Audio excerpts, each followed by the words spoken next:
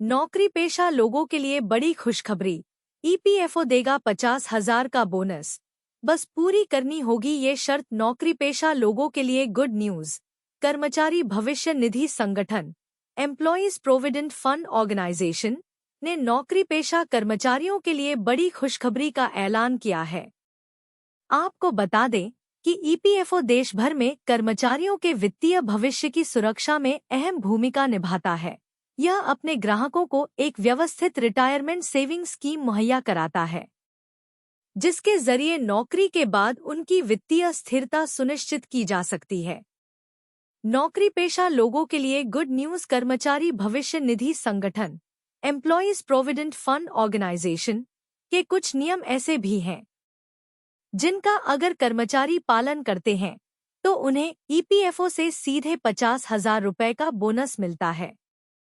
नियमों की जानकारी न होने की वजह से ग्राहक अपने खाते से जुड़े लाभों का लाभ नहीं उठा पाते हैं।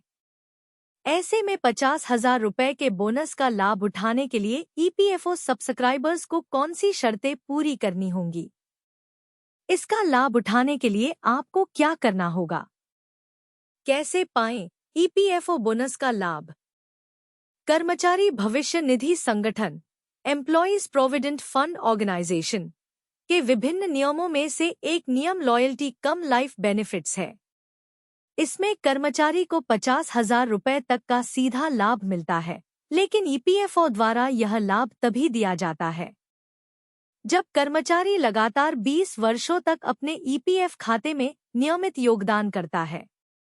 ऐसे में सभी पीएफ खाता धारकों को सलाह दी जाती है कि वे नौकरी बदलने के बाद भी उसी ईपीएफ खाते ईपीएफ अकाउंट्स में योगदान जारी रखें। ऐसा करने से उन्हें लॉयल्टी कम लाइफ बेनिफिट का लाभ मिलता है। नौकरी पेशा लोगों के लिए गुड न्यूज। किसको मिलेगा लाभ?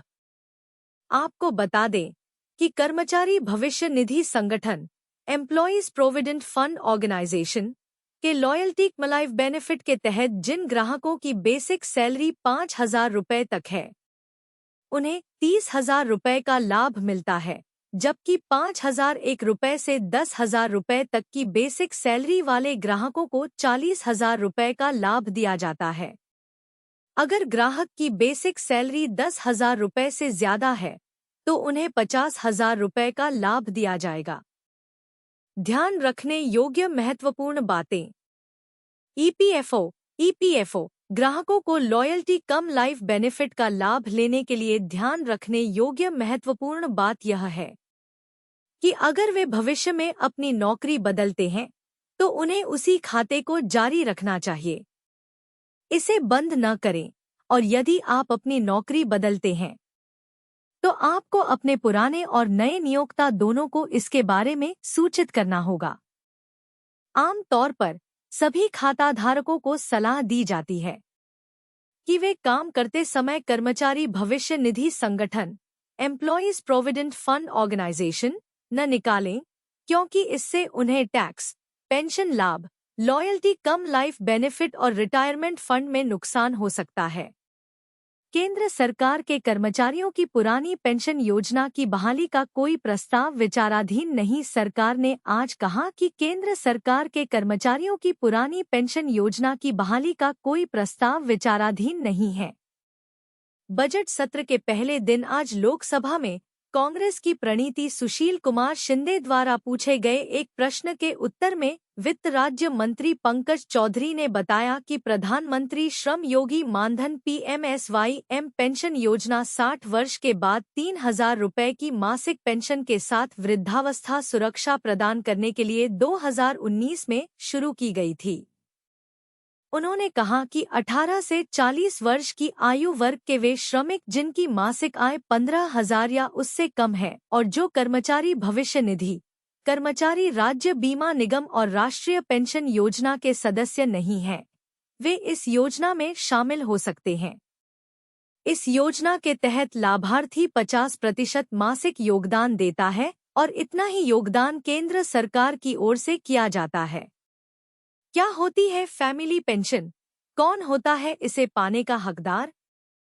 फैमिली पेंशन एलिजिबिलिटी परिवार के किन सदस्यों को मिलती है फैमिली पेंशन? क्या होता है इसके लिए क्राइटेरिया? चलिए आपको बताते हैं फैमिली पेंशन को लेकर जुड़ी बातें। Family pension eligibility, financial stability किसी भी फैमिली के लिए बेहद जरूरी होती है। भविष्य में लोगों को पैसों के चलते कोई दिक्कत ना झेलनी पड़े, इसीलिए लोग पहले से ही पेंशन की व्यवस्था करके चलते हैं और अन्य जगहों पर निवेश करते रहते हैं। पेंशन की बात की जाए तो इसके लिए भारत सरकार द्वारा भी बहुत सारी स्कीमें चलाई जाती हैं। तो वहीं अन्य स्कीम भी होती है जहां लोग इन्वेस्टमेंट करके अपना भविष्य सुरक्षित करते हैं। इनमें एक फैमिली पेंशन भी होती है। क्या होती है फैमिली पेंशन? परिवार के किन सदस्यों को मिलती है फैमिली पेंशन? क्या होता है इसके लिए क्राइटेरिया? चलिए आपको बताते हैं फैमिली पेंशन को लेकर जुड़ी बातें। क्या होती है फैमिली पेंशन? किसी भी संगठित क्षेत्र में काम करने वाले कर्मचारियों को 60 साल बाद पेंशन दिए जाने का प्रावधान होता है। कर्मचारियों की सैलरी से डीए का 12% हर महीने उनके पेंशन फंड में जमा होता है और इतना ही कंट्रीब्यूशन एम्प्लॉयर द्वारा भी किया जाता है।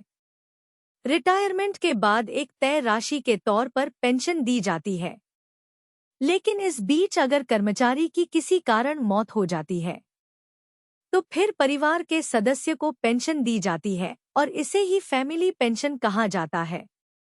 कर्मचारी भविष्य निधि संगठन यानी ईपीएफओ के नियमों के अनुसार अगर कोई कर्मचारी किसी कंपनी में 10 साल तक नौकरी करता है तो वह पेंशन पाने का हकदार होता है और इस दौरान अगर उसकी मृत्यु हो जाती है तो उसके परिवार को फैमिली पेंशन दी जाती है। किसे मिलती है फैमिली पेंशन? फैमिली पेंशन देने के लिए ईपीएफओ द्वारा जो क्राइटेरिया तय किया गया है उसके हिसाब से किसी कर्मचारी की मृत्यु के बाद उसकी पत्नी या पति को फैमिली पेंशन दिए जाने का प्रावधान है। हालांकि इसमें 2 बच्चों को भी लाभ दिया जाता है। अगर बच्चों की उम्र 25 साल से कम है तो ऐसे में दोनों बच्चों को 25 से 25% हिस्सा पेंशन में से दिया जाता है, तो वहीं पत्नी को 50% हिस्सा दिया जाता है। वहीं अगर कर्मचारी की मौत के बाद उसका पार्टनर अगर दूसरी शादी कर लेता है तो फिर बच्चों को दी जाने वाली पेंशन 75% हो जाती है, जो उन्हें 25 साल की उम्र तक दी जाती है। अगर किसी कर्मचारी के बच्चे शारीरिक रूप से अक्षम हैं तो उन्हें जिंदगी भर 75% पेंशन दी जाती है। वहीं अगर कोई कर्मचारी जिसकी शादी नहीं होती और मृत्यु हो जाती है तो फिर ऐसे मौके पर उसके माता पिता को उम्र भर उसकी पूरी पेंशन दी जाती है।